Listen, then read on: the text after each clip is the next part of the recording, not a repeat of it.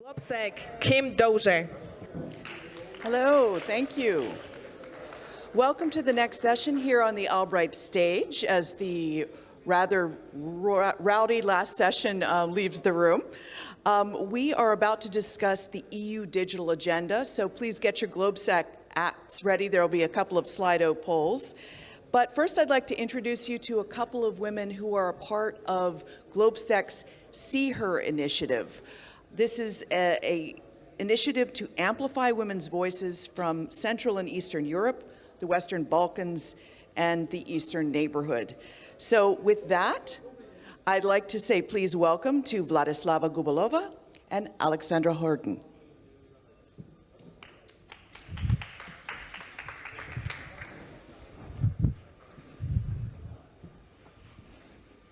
All right. Good morning to everyone. I think we had a very intense and dynamic discussion just now, but we would like to prepare you for another urgent topic, and that is Europe's digital agenda.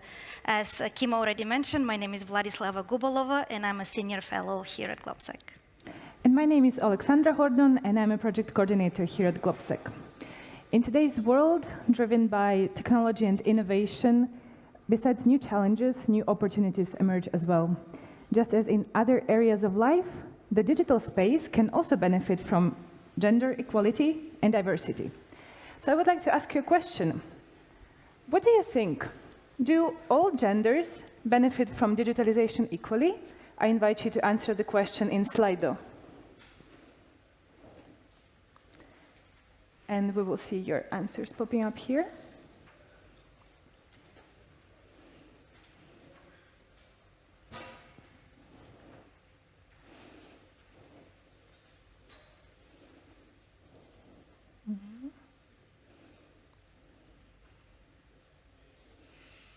All right.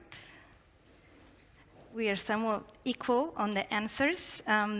Indeed, while there has been some progress, and it is visible through either policy, structural mechanisms, or changes in perception, definitely when we are thinking about drafting the strategic vision for Europe's digital agenda, we will have to be very careful in including in the transformation process that this is inclusive and this is beneficial. Here at GLOBSEC, we address this pressing issue and other diversity topics through our key initiative titled CEE Her, and with the full support of our newly formed Women's Leaders Council. Our mission is to amplify the voices of women and make sure that women's perspective is included in the discussion about Europe's future and the place in the world. And at CEE Her and with the Women Leaders Council, we're not just talking about inclusion, we are making it happen. All right. And so maybe we can go back to the initial topic of digital and our Slido. And there is one more question for you. Can you guess right now in the European Union, what is the percentage of women that are represented in the ICT sector?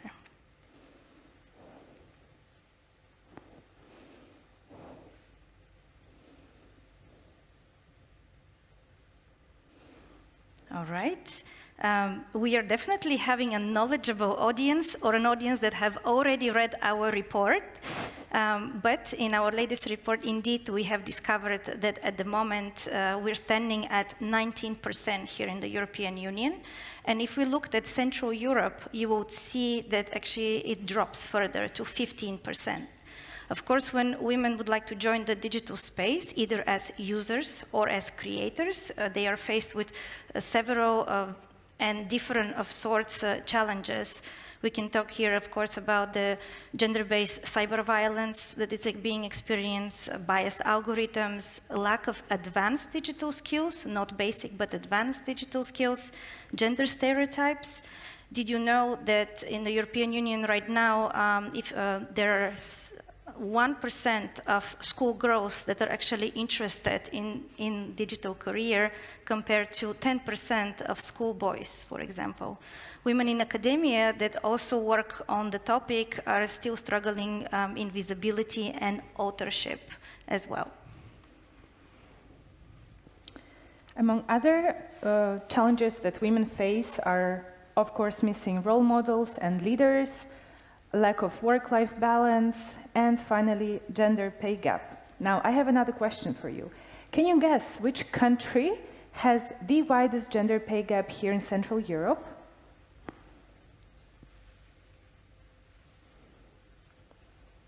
You can answer in Slido.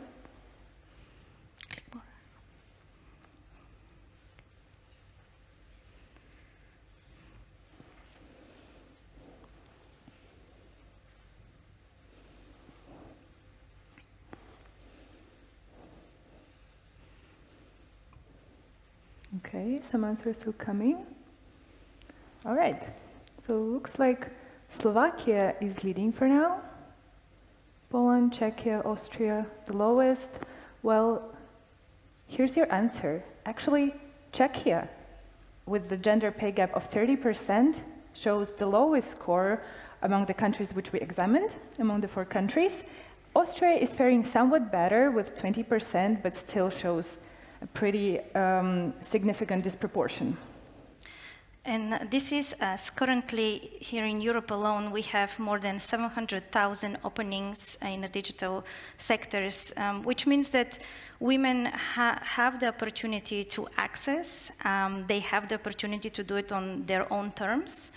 So that window is present. The question, of course, is how they can take that advantage and how we can support for them to enter and to sustain and to succeed in the digital fields. And so in a non-exhaustive list in our report, we have proposed several recommendations.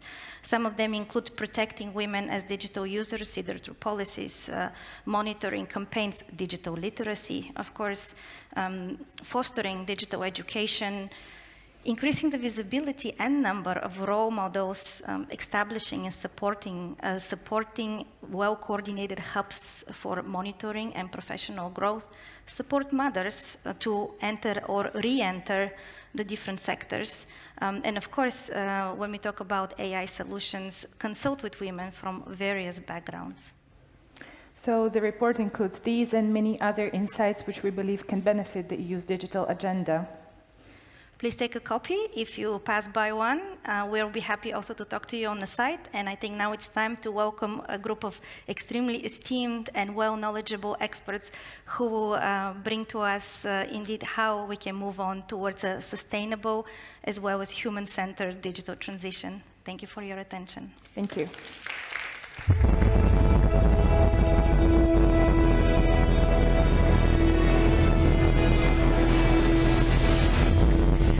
Ladies and gentlemen, please welcome the moderator, Chris Burns.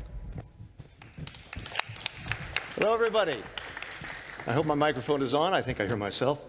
Yes, I'm Chris Burns, and you know, despite this California accent, I'm not just a surfer dude from California, but je suis un citoyen européen. I've lived in Europe half my life.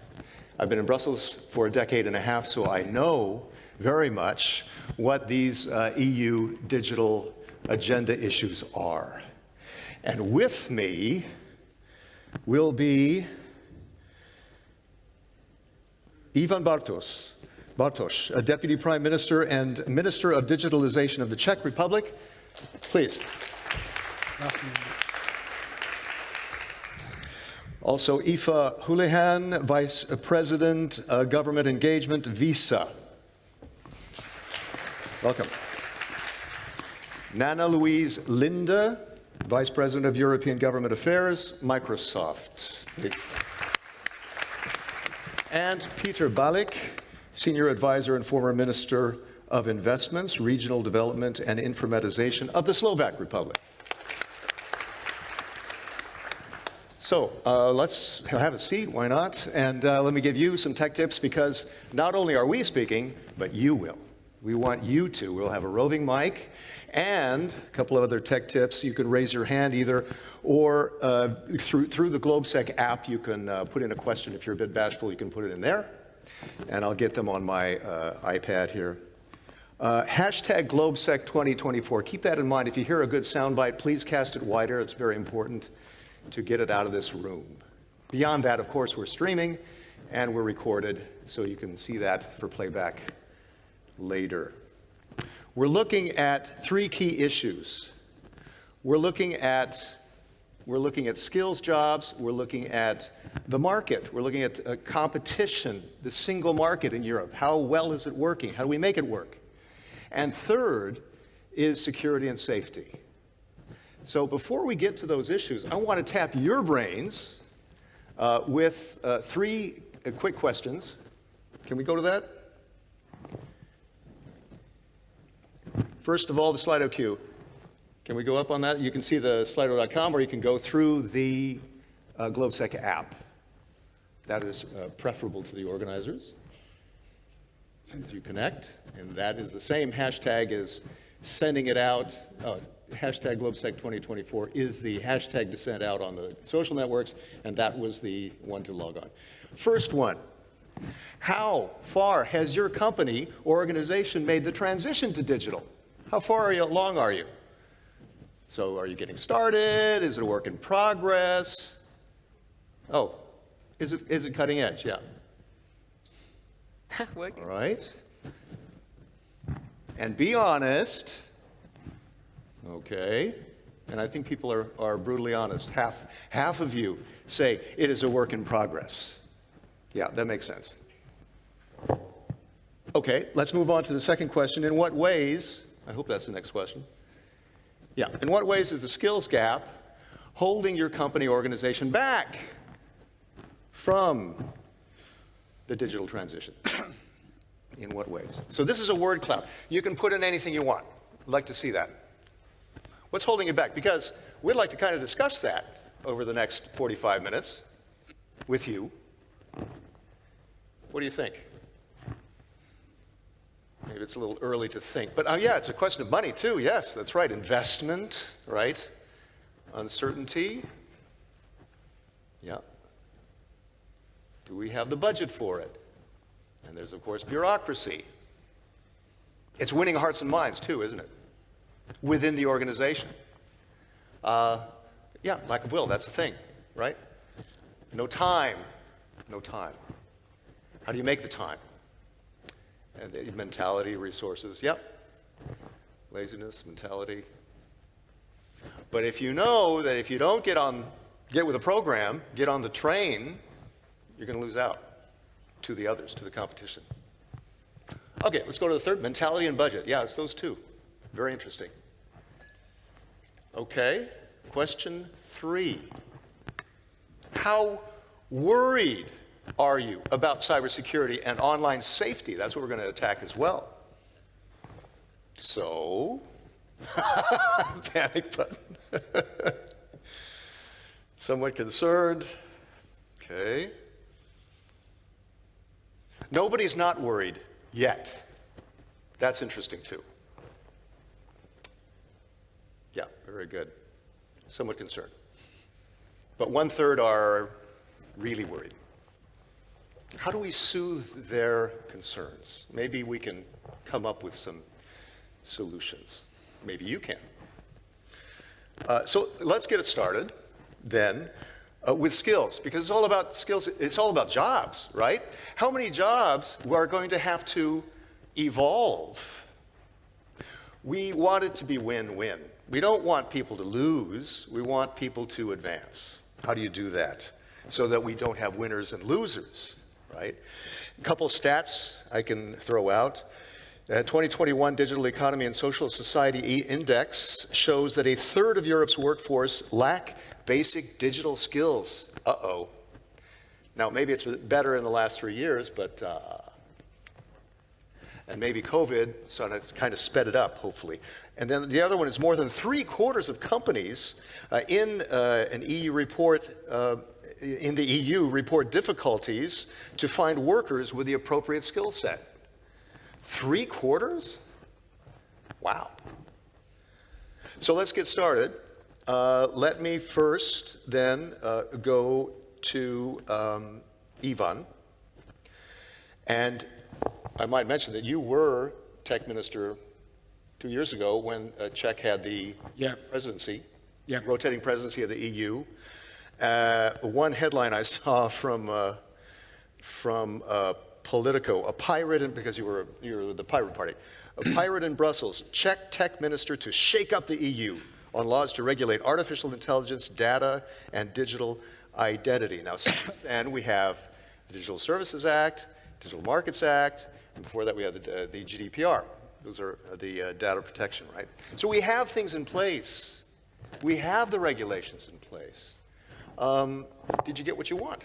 Did you shake things up? Let me address this. Let's talk about skills too. Yeah, let me address this topic. My mom kind of like it, right? Yeah. So she's got a printout of that topic. The thing was, especially when Russia attacked Ukraine, right? There was a huge will and power, and it's there in place in Europe to cooperate on the important things. So even the presidency was in the hard time. All the states were willing to cooperate. So we closed so many files, finding an agreement of 27 member countries of something that we never thought before. So in one hand, there was a lot of on stock to do, CHIPS Act, DSA, DMA, AI Act, but there was a huge will, and von der Leyen addresses that, guys, don't give up on our goals. We have to tackle the issue of Russian aggression in Ukraine, solve the energy crisis, but do not give up on them goals we set it up, because the time won't wait. Right. Digitalization won't wait. So this was a driver.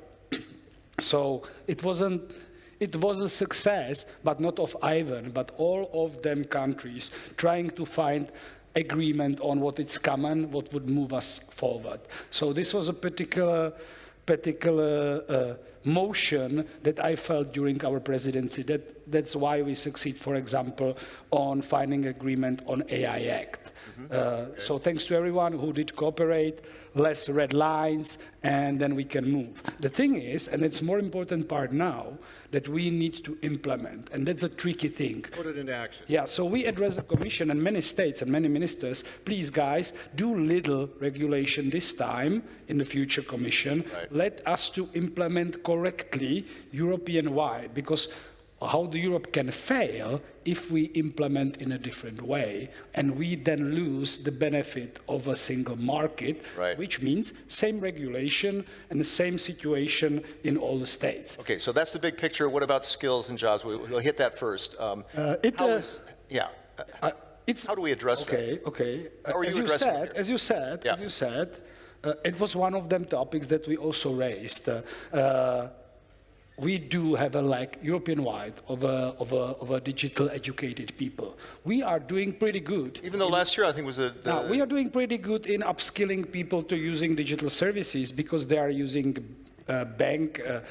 internet banking, they are shopping on an eBay, on local markets and stuff. So Czech Republic, for example, is raising up to 80% of know how to use the internet, know how to find an information, create the content, use the state services. So that's higher than the European average. Yeah, but it's of a user. You are a power user. You can use the technology. Still, you are not resistant against disinformation or being cheated, your data being stolen. So that's another issue.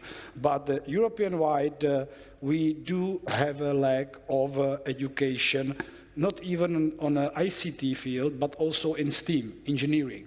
Okay. And it could be a race between the European states, or it could be a cooperation to adjust expectation and the maturity of a company and education system to, from very childhood, address that. So you'd like to see more done on a European level. What are you doing on the Czech level? I see you're active. Okay. There. Digitalization itself is boring because no one understands what it is, right? So what we did, we say, hey, let's do it as a festival. So we created this trademark, pretty known, with hundreds of cooperation institutions, from the governments to the universities, and say, it's going to be a Czech Digital Week. Each year, there's going to be a festival of what we achieved, of a networking, and let's inform the community of a progress from one year to another. Mm-hmm. It's the third session this year. So if you like a music festival, I don't know what's your preference. Absolutely, I play guitar. You're each year, all year, you are following what's next, what band's going to play in there. Oh, there is a message to community. So we try to make it more popular, less boring, which attracts people. If I take a look to the STEM, for example, there is this commercial parts called the Makers Fair, right? It's a show up of technology. A few months ago, there was one in Prague, thousands of visitors. And those are kids, parents, obviously like it even more than the kids. And you can touch things, robots, build up a house on the place. So this is a continuous way how to attract the talents from very childhood, go to those skills. And one of them things we have to learn from advanced, and you represent their advanced business players. Each company, even the biggest one, IBM, still do have people who were on the very beginning working on the first IBM tools, and then they don't want to fire those people. They don't want to have those legacy employees being left behind. Yeah. So they do upskill their people through the work, and it's very hard thing, and it was written in there, and that's my last issue. Okay. Work-life balance. You cannot work hard in industrial field and expecting those people to go in the evening and upskill in anything. They don't want to go home, be there with their families, right? So it has to be a combination of state provides tools, companies provide space and expertise. Right, so there couldn't be done by the state. Has to be both, right? Yes. Right. And yeah, talk about kids. I have skin in the game. I have 2 European teens, and they have to figure out their future, and it has to be digital. Has to be a part of it. What Aoife over at Visa? What about this European tech hub in Warsaw? Can you talk about that? Building skills. So we announced this last year, so we're already, I think, halfway through our kind of target of hiring 1,500 people in Warsaw. This is very much specialist focused on cyber defense, security, some product development and this, but we chose Warsaw and we chose this region because of access to talent. Also, at the, post-Ukraine, and well, we don't say post, but when there was a large influx of very skilled workers coming from Ukraine, we also saw this as an opportunity. We now have over 20 nationalities, with close to 800 people now newly employed in the last year. So the talent is there. We're attracting talent into Europe, but we still see a gap in the skills and that pool. We also see this as the minister said, a part of upskilling, and how we transform the visa workforce is incredibly important. But very interestingly, and this is not a secret, I met the Czech Central Bank yesterday. They said we're upskilling our own staff in the payments unit to be, and they said our profile of how we hire has enormously shifted to be much more technical, much more specialist. This is both from a product point of view, but a security point of view. Yeah. So I think we're all on this together, and the will is there, but I think we do need to be quite conscious about the investment and the change of mindset that's involved. Because I think we were speaking about this earlier, this will start from university, but it'll start much earlier than that. It will start from a school point of view of, an understanding that these jobs exist and how do you get there, and that it's open to everybody. Yeah. There's also a Cyber Skills Academy, Nanna-Louise, at Microsoft. Can you tell us about that? Yes, first of all, thank you for having me. And we were talking about skills, and I saw your question before. Yeah. It's very saying that 70% of European companies feel they need people, they're lacking people with digital skills. It's very... and of course, as a big tech company, we feel we have a big responsibility to help fill that gap. And of course, in the world that we live in, cybersecurity skills is a very, like you also alluded to, a very important part of the skills that we need. So the Commission actually launched this academy, Cyber Skills Academy, and asked companies to make a pledge to contribute to filling this gap and upskilling the population. And Microsoft made a pledge. So we agreed to train 100 people, 100,000 people over 2 years. And this was in April 23. And this summer, we're already on 129,000. So we're continuing, of course. But right, you've so exceeded this is one example of what we do. We do more broadly than cyber skills, and it's also in the different investments that we're doing in the AI infrastructure, in cloud infrastructure in Europe. We're always combining it with commitment to upskill the population in that country. Yeah. Let me go over to Peter, former minister in the Slovak Republic, also regional development and information. The GLOBSEC report, how does that, what's a concrete example of how it's proposing to improve skills, upskill Europeans? Yes, thank you very much as well for having me. As you mentioned, I was for a short time Minister of Caretaker Government in Slovakia last year, responsible for a wide agenda, similar to Ivan's agenda, EU funds, regional development, and digitalization. So I had the chance to taste what a minister for digitalization needs to do in a Central European state. And afterwards, I started to get engaged also with GLOBSEC and other international institutions on providing recommendations for digital transformation and innovation economy. And there is a report which you can actually find outside, created with GLOBSEC and with a group of experts on digitalization from Meta, Amazon, public servants from Estonia, and other experts from the CEE. And what my conclusion of this report is that we really don't need to start discovering, or it's not really a rocket science what needs to be done. We really know what needs to be done. Europe knows what needs to be done. We are all talking about the same topics, but we finally need to do it. Yeah. We are talking for ages about the digital single market, and a lot has been done on that, but still, I mean, there are gaps remaining. We are talking ages about the capital markets union, but there is still a huge diversity in terms of the single market for capital. We know that the backbone of our economy are SMEs, but the support is still lacking, and we know that we need to further develop digital skills. We need to somehow fight against brain drain in the CEE countries. Yeah, indeed. Or keep the brains we got. Exactly. Yeah. So these are topics that we all know that need to be done, and it was also mentioned in yesterday's keynote by Ursula von der Leyen that we need to increase competitiveness, we need to support innovation, and we know that. But how do we need to do that? And you wanted to add something, Ivan. I may add to that, thank you. I may add to that maybe two more things. Okay. When we talk about education, and we still in our heads imagine IT class, right? When you learn how to program whatever language, when you learn how to use whatever tool. But of my experience, even in the high school, but also the primary school, is that there is a horizontal thing. It's a combination of you are learning biology using whatever tool which brings you to computers, right? So this is one approach. And one of them thing, which is similar and it's based on the business experience, I had a chance, and there is one in Prague, which I'm very happy, and you start with French because it's probably originally French product. It's a 42 network. We have one in Prague, right? It's an education center. It's not a university.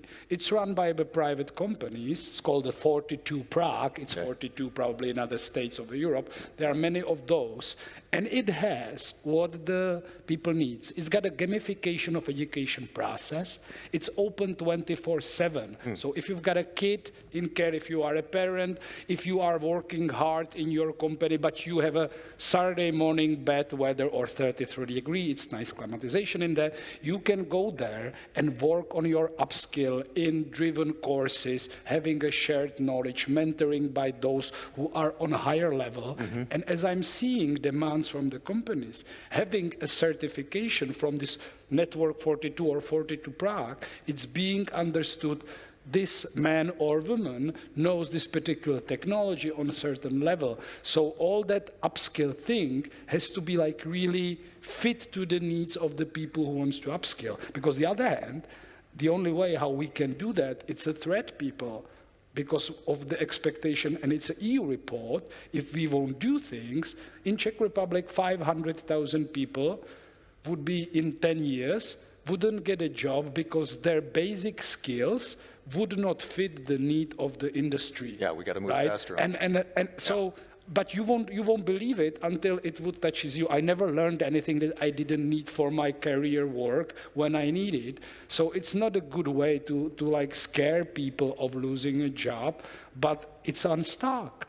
It will happen. If you cannot work with a computer, even of a current, let's say, basic depot operator, you won't do the job, right? That's scary. I'd like to move on to the, because we're actually, in principle, only have like 12 minutes left. I don't know how we're going to do that, because I want to get your questions. We have a lot of great questions. Aoife, very quickly, about this idea on single market and competition, that regulation is too slow to encourage that single market competition. That, for instance, the thing about the €50 limit on swiping, that it takes too long to update the law. Yes, and obviously payments has evolved, digital payments has evolved very, very quickly, a huge acceleration through COVID as well. And, we have a big piece of legislation. We don't want to go into all the details, but it said, yes, you can now use contactless on your card up to €50, and this was implemented in 2017. Yep. It became very critical during COVID because people did not want to touch terminals, etc. It also has a very wide adoption across demographics, ages, and very low fraud. And then we have a new proposal from the European Union, which happened last year. It keeps the total at €50. So that will go through now a legislative process until about 2026. It'll be implemented, it'll be in place for 7 years, and then it'll be reviewed. And it's still €50. And your basket is getting quite light in the supermarket with inflation already. And I think it's just an illustrative example of we need to be a little bit more agile, maybe thinking a bit more about the outcomes here rather than the prescriptiveness, because fundamentally we're always going to be behind on regulation, and that's a reality of Brussels. Right. But so there has to be flexibility there, and also there's self-regulation as well. I want to go to Nanna-Louise because you have this tech accords. Right? Yes. You want to talk about that where that is, it is an industry initiative. I saw the website for it. Lots and lots of companies, including yours, have signed on to that. Can you tell us about that for cybersecurity? I want to move to cybersecurity. I was just, my brain was going on the AI opportunity for Europe, but this is also a very good topic. Okay. No, one of the biggest threats that we are worried about is, of course, cyber attacks on governments and companies, but very much also the disinformation and misinformation, especially related to elections. We talked about that out there before we went in. And in order to do something about that, we teamed up with other tech companies and made this pledge tech accord for elections, where we, together with other tech companies, signed up to things that we will do, to do more to avoid deepfakes, to use AI in bad ways. Yep. I hear from the Parliament side, because I spend a lot of time at the European Parliament, there's the other side that says self-regulation is not enough. We need to have rules that they abide by, that the industry abides by. Otherwise, without binding, forget about it. What do you think? Yeah, I think maybe that might surprise people, but I'm very much pro-regulation. I think there has been a lot of important regulation done already. Okay. So we have actually DMA. Just launched in the US a white paper on what kind of regulation and self-regulation we think is needed more to protect the public from deceptive use of AI online. Protect authenticity, take action, raise awareness. Yes, and remove quickly. I think one important piece of it is also really to make the public more aware. Yeah. We did a lot of deepfake trainings with parties up to the elections in the EU. We do that also around in the national elections, training candidates on how they can avoid having deepfakes done on their own account, how they can remove them, what do they do if they get it. So training, awareness, there's elections, very important elections coming up in Moldova and in Czech, where we are very worried that they will be inflected by misinformation, deepfakes and others. So I think one way to address this is to make the public aware how they can discover it. But there's an obligation on tech companies also to remove them fast and avoid that their technology is not illegal to make a deepfake. Yeah. But very, very quickly, Ivan, on the coming elections in Czech, I mean, how? Okay, so using whatever techniques during the campaign, it's there from the very history, right? One of them things that it's tricky about AI and let's say fake videos generations and publishing in them is that you all, you've got certain level of a cognitive functioning of your brain when you say this must be true because everything leads to the point it's true. For some of them, people having my picture with the bubble saying something that I never said, it's sufficient proof that, I don't want to swear, that I said that and not vote for whatever politician, right? I expect to have more proof that something is real. When I saw the Pope first being AI generated in this winter jacket, you know, and Pope is kind of cool guy. So it's like, why not? He's got this, winter jacket. It's kind of cool. It doesn't harm anyone, right? When you believe Pope wears that jacket. So you say, okay, it's not a dangerous misuse of AI. But when it's impersonating a politician, that's something else. But then and if you see a video, voice that fits to that, and it somehow put it in the context of what you believe, even I could be misleaded, for a while or forever. So this is a tricky thing that even we think of us as of those who do understand, investigate, being information educated, we can be tricked when it reaches certain level of, okay, I believe this is true. I got 5 minutes left. I'm so sorry. I need to get to the questions quickly, unless they give me more time. We have a hand raised over there, and while they're getting the mic to him, hang on a second. I have a question here. Why, in your opinion, is Ukraine more successful in digitalization despite the war than EU countries? Somebody want to take that? Anybody have an opinion? Very briefly, because we got like 5 minutes. I don't know if I'm the right one to answer this, but definitely during those 2 years of the war, they have needed to be very digital, both in order to defend themselves more efficiently and in order to keep communication going. But I think, Zelensky was very, very ambitious on digitalization when he took office, and I think that's one part of the answer. It takes leadership at the top to do I think so, yeah. Yeah. Okay, next question. May yes. I react to that? Okay, briefly, Ivan. I had a chance to talk to people like and we have 12.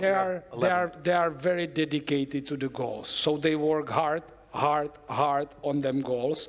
And one of them things, and it's not just because there is a war, but in the crisis, you don't really care about, public procurement, and Ukraine doesn't follow the European public procurement legislation, so you can do direct partnership.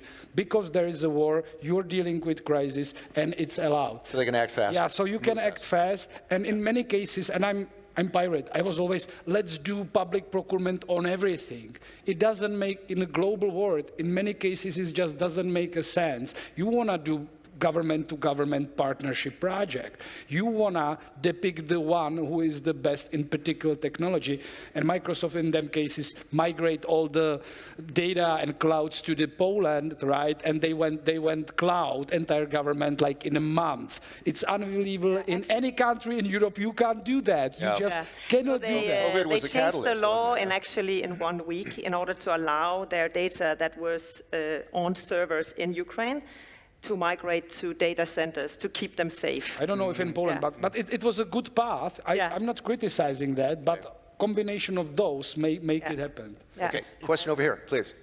Hello, Pavel Havlicek from Association for International Affairs. Welcome. I have a question to primarily Ivan Bartoš, but also other colleagues on the panel, because one of the issues that we are seeing actually in relation to regulation that we spent a lot of time discussing is that there's a huge gap between what the Brussels sort of machine is putting forward and then how the member states are actually able to process that and implement it on the national level. I think, Mr. Bartoš, you admitted yourself, and one of the examples that is actually striking in this country, in the Czech Republic, is that we still don't have the National Implementation Act on Digital Services Act, and we are still struggling to do that and pass our own law on the digital economy. So Yeah. I just wanted to ask you how far we are. I know that the government gave that a green light, but then the whole legislative process will be happening. So how to overcome this, and how maybe the EU can help member states to sort of in the future to avoid similar situations. Yeah, let's not get stuck in the weeds quickly, please. Yeah, and it's a legislative thing, right? So it's not about IT. You also need lawyers who understand the consequences of the national implementation. And basically, and I have to admit that, on the level of the government and an expertise, you've got limited amount of people and limited time. So the best way is to implement almost with no changes based on someone who provides you the leadership.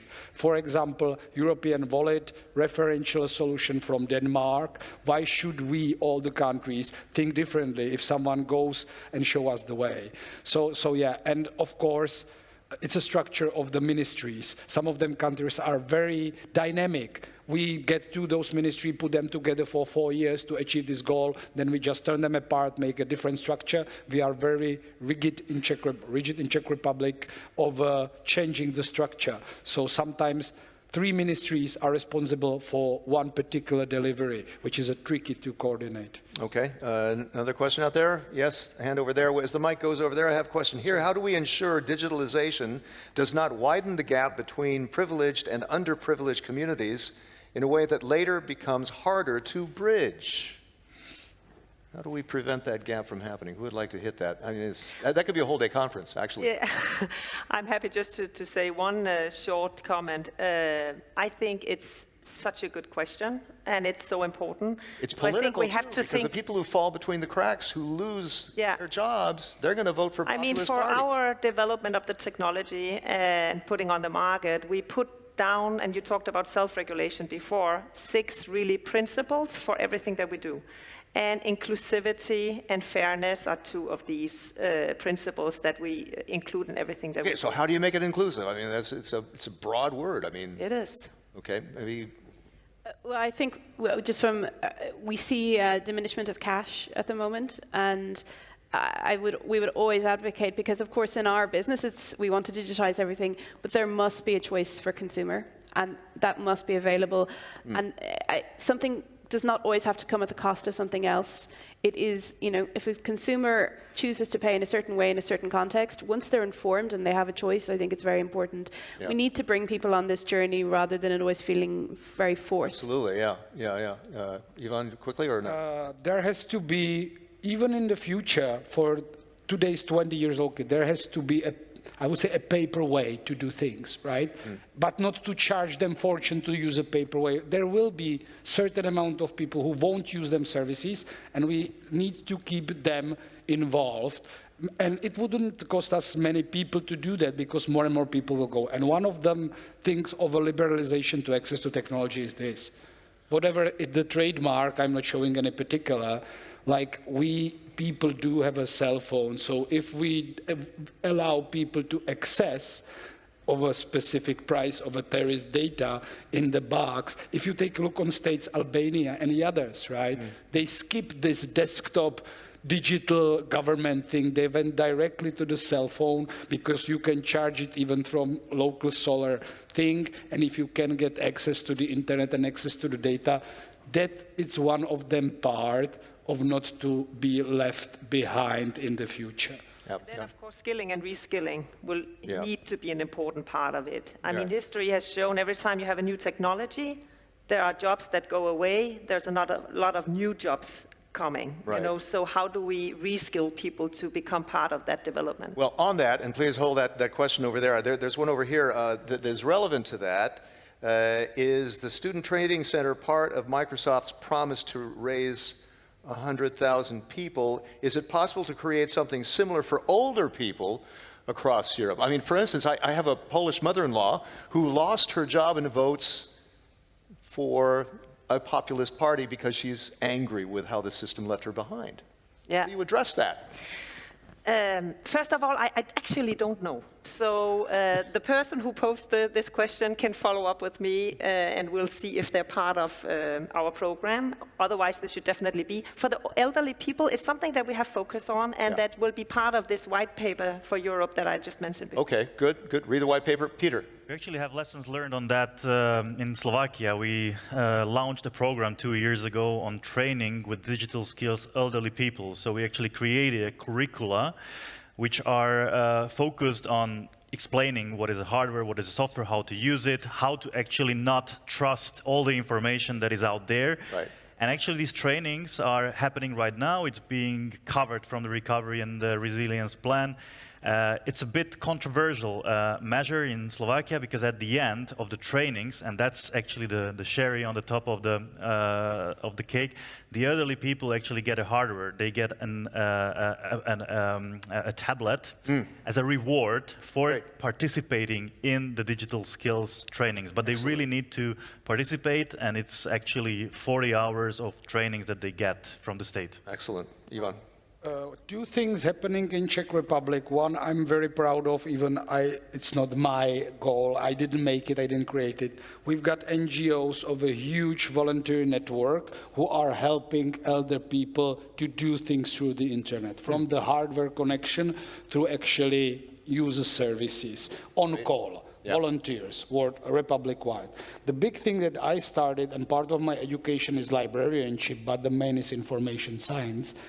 We do have 6,000 libraries in Czech Republic, right? That's a huge network. Communicated with people directly. There are no more transactional organization, borrow book, return book. They are involved in many cases of education, culture, and social life of the municipalities. And we prepared educational schemes for them and a portal in order them to teach people who they trust to your library. Everybody trusts librarian, right? Absolutely. All people don't trust politicians, government, whoever, but librarian knows librarian. You. Know your librarian and your doctor, right?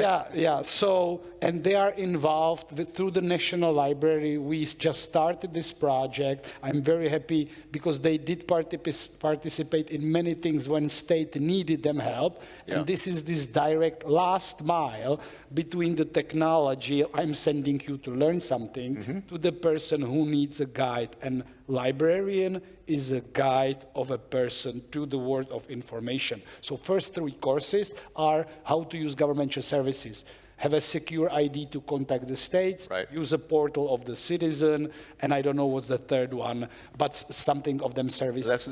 So this is the best way. That's how you got to your 80%, I guess, right? I will hope it will. Digital literacy. You have to do it continuously because technology is changing, right? Absolutely. One final question, please, briefly. I'm not sure. It's open. Yes. That's good. Hi, my name is Roberta Răducu. I'm with the New Strategy Center, and I'm also a researcher at the university in Romania.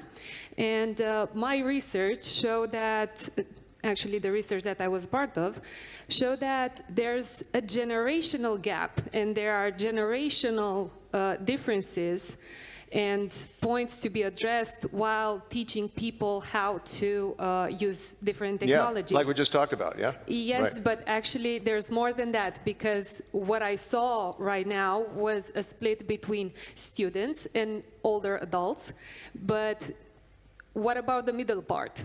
Because there you also have 2 generations, not just one, but 2 generations. Okay. The classical millennials, if you want, and then the X right. That's true, How do you address that? How do you address that? In training. Okay, thanks for the question. Can somebody answer that in 15, 20 seconds? Whose soundbite can we take from one of you? Same content, different channels. I've got 18-year-old daughter. She's power user of a cell phone. Is she digitally skilled? Nope. Did she get it from the school? Nope. She's learning by the mistakes, so I'm trying to lead them. So different channels, same content, in the way the generation would understand it. I'm talking to my mom about tree with the leaves, explaining them files in their computer. I wouldn't probably succeed with that towards my daughter, but of them language. And it has to be carried by people who do trust. I'm 44, 18 years old kids thinking I'm a boomer and they don't trust me at all. So they need them role models to explain them how to use them services. It's part of that work in progress. We have to wrap this up, unfortunately, but thanks to Aoife, Nanna-Louise, Ivan, Peter, a big hand to them, and the organizers, and the team. And yes, we have a lot of issues that we dealt with, but there are many things that are still a work in progress to make happen. We heard about solutions. That was very important. Thank you very much for your questions. Hashtag GLOBSEC 2024 for anything you heard in this past hour that you'd like to cast wider. This is recorded on YouTube. And next up, on the Albright stage, insights into the changing politics of Europe. So we'll see you in a few moments. Thank you. Thank you.